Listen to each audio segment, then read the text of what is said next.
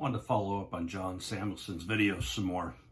One of the key things I think that most people don't know, big difference between TWU and AMFA, is just the ability to organize, the ability to have support, and the ability to actually get things done in Washington, D.C. John talked about payroll support, but it's much bigger than that. We've been in Washington, D.C. fighting for our members' rights, especially when it comes to the aircraft maintenance side. With regard to outsourcing, we've been proactive on that for years. And, you know, every time I look back on that, I think about how great it would be to have the support of all the airline unions. And as John said, and I spoke to before, you know, we just keep doing this infighting.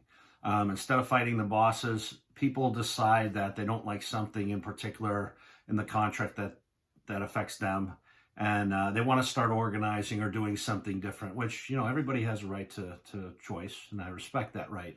But the reality of it is we have to represent the whole contract, and in negotiating a contract, that's what you do, as well as representing the contract. But in Washington, D.C., and the legislative action that we have, we are constantly in the halls of Congress and the Senate talking to people up into and including the White House. We have a fairly robust staff that does that, as well as our staff that's required to put in time making calls and talking to legislative representatives.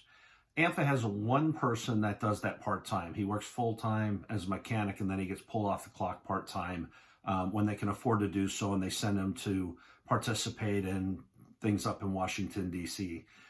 That really doesn't boast too much for the organization.